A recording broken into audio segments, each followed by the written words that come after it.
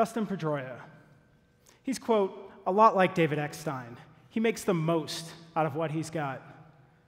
You know, David Eckstein, the guy who, quote, gets everything out of his body, or, quote, was always the first to spring to his position. Think about those statements from sports journalists for a second. If you follow baseball, you know how absurd they are.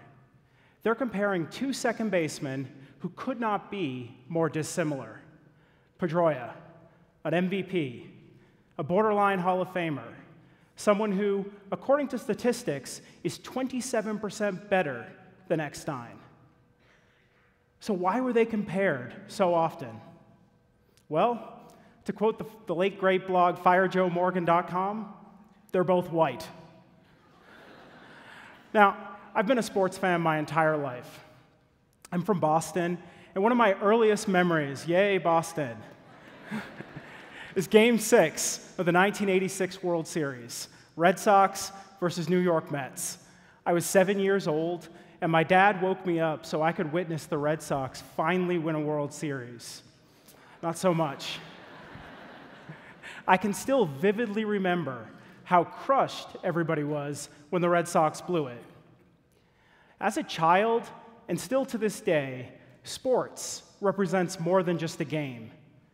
For many Americans, it's a way of life. It's something that brings people together. It's also a $70 billion industry. Now, numerous historians have argued that in terms of race, sports has always been the great equalizer in this country. But that's not entirely accurate. Sure, there are examples like Jack Johnson, who won a world championship in 1908 as a black boxer, decades before African Americans earned equal rights in this country. But in sports, and specifically sports journalism, let's just say things are not always that equal. I was a journalist for 9 years, and when I went back to grad school, I wanted to find out just how unequal things were. But it turned out I don't have to. Scholars had conducted dozens of studies that look at how sports journalists and broadcasters stereotype athletes by race. What did they find? Yes, journalists and broadcasters consistently and constantly stereotype athletes by race through their word choices. Intelligence, background, motivation, physical strength, effort, leadership, right? These are all word choices that journalists make when they're talking about athletes, but they do so in a racialized manner. Let's take Cam Newton and Tom Brady as examples. Now, we can all agree Tom Brady is the greatest quarterback to ever live, right? Ever? Easy? Yeah, no doubt about it, right? But when Brady succeeds, do you ever hear journalists or broadcasters talk about his natural talent or his athleticism? For a guy to win 5 Super Bowls, play in 8, and win an MVP after the age of 40, you'd think he'd have to be pretty damn naturally talented and athletic. But when Brady succeeds, journalists often talk about his intelligence or his effort. Now compare Cam Newton, right? Guy won a national championship in college, played in a Super Bowl, won an MVP in the NFL. You'd think for a quarterback to do that, he'd have to be pretty damn smart and work really hard. But when Newton succeeds, it's often about his physical strength, right? Or his natural talent.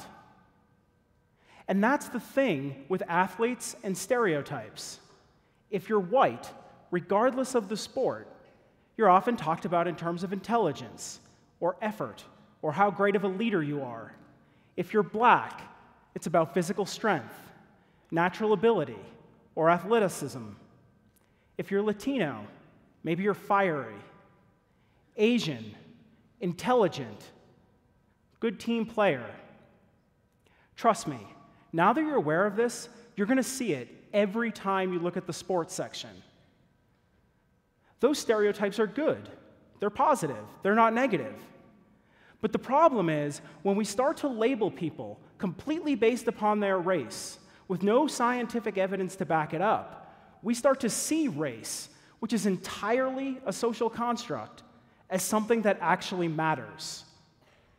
This is what we call everyday racism, a sociological concept that describes the subtle ways that we treat people of divergent races differently. We see a guy in a Klan hood, right? We know that guy's racist. We can say it, it's easy to identify, it's clear. Everyday racism is about the tiny, sometimes not even discernible ways that we treat people differently based on their race.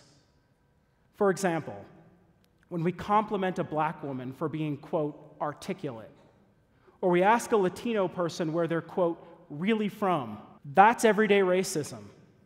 Scholars argue that everyday racism is more insidious, more harmful than overt racism because we do it without thinking.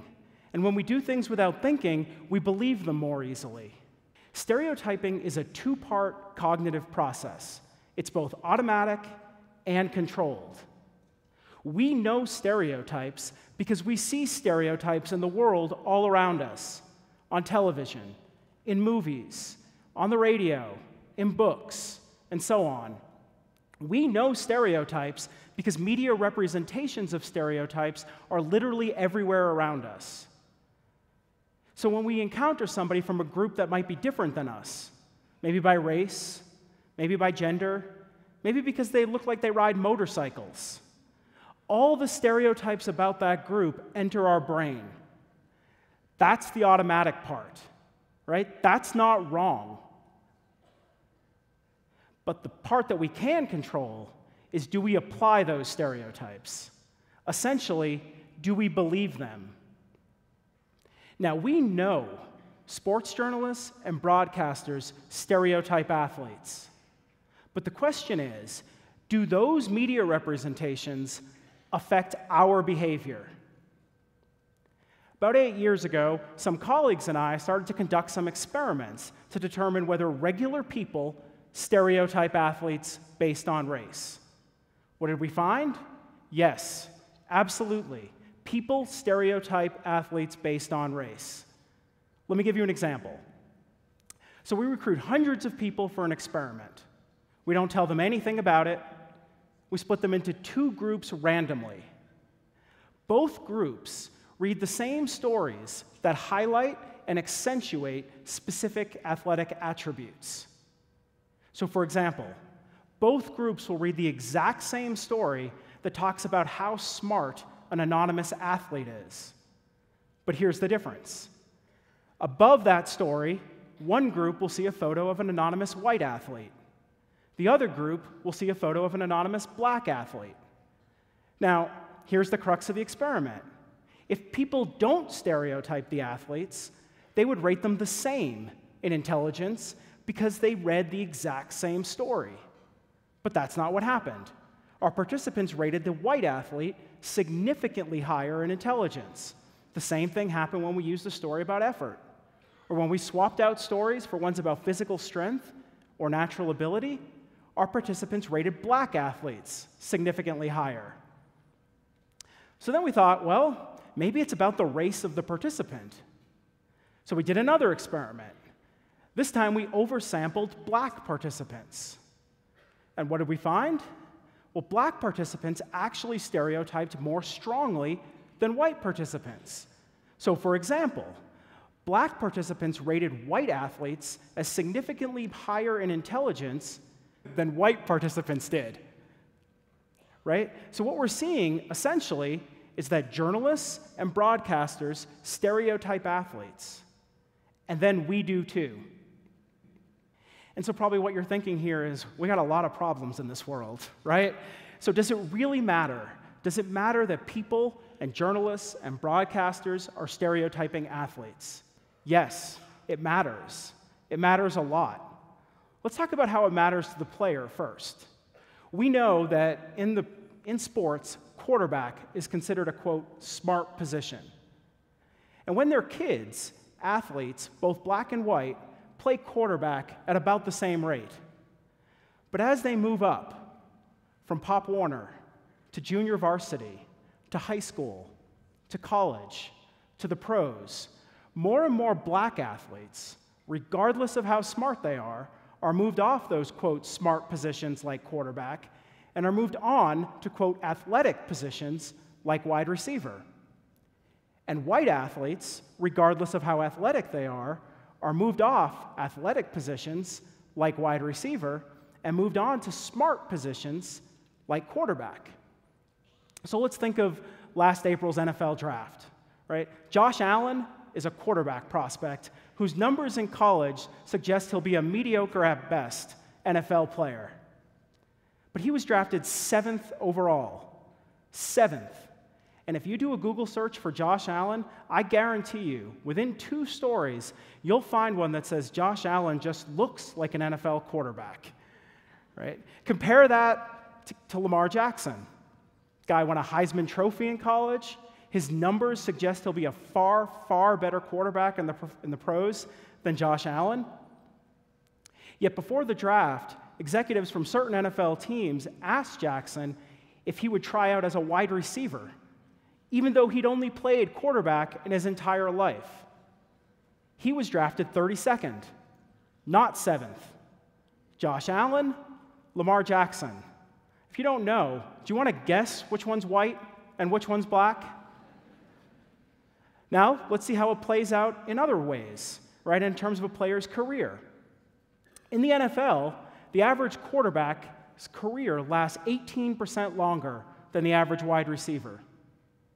The average quarterback's annual salary is more than double that of a wide receiver. In terms of endorsements, if you were to look back on 2017, 8 of the top 10 earners in the NFL were quarterbacks. None were wide receivers. Then think about the rules put in place to protect quarterbacks.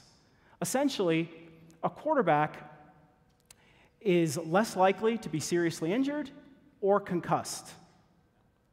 Now we know, right, some athletes are going to play quarterback and some are going to play wide receiver.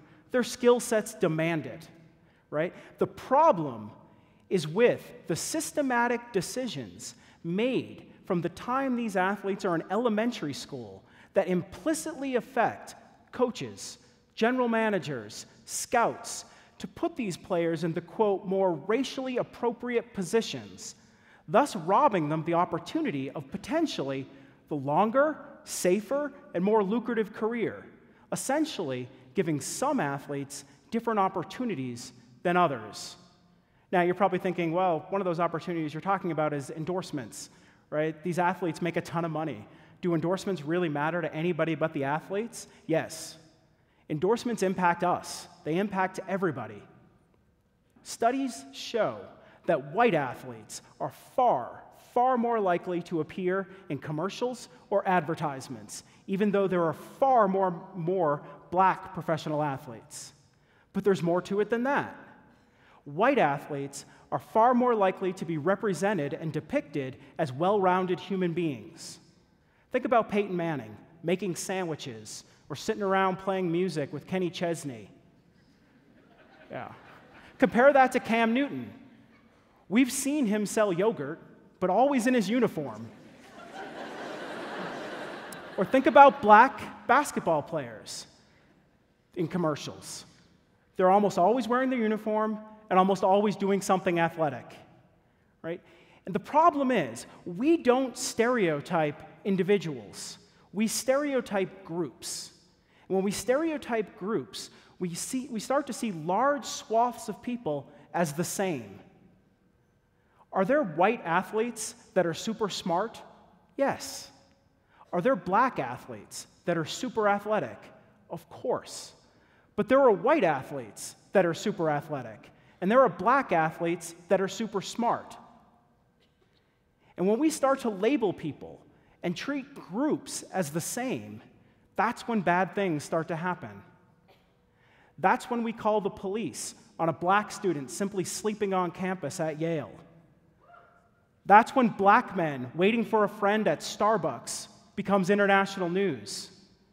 That's when, more tragically, police officers or regular citizens shoot unarmed black men because they, quote, look dangerous, or because the shooter, quote, feared for their lives. If this stuff is happening on our sports fields, do you not think it's happening everywhere else? Until we start to acknowledge that we implicitly stereotype people based on a whole variety of differences, we're never going to fix these problems. We're never going to get rid of the prejudice that is all around us.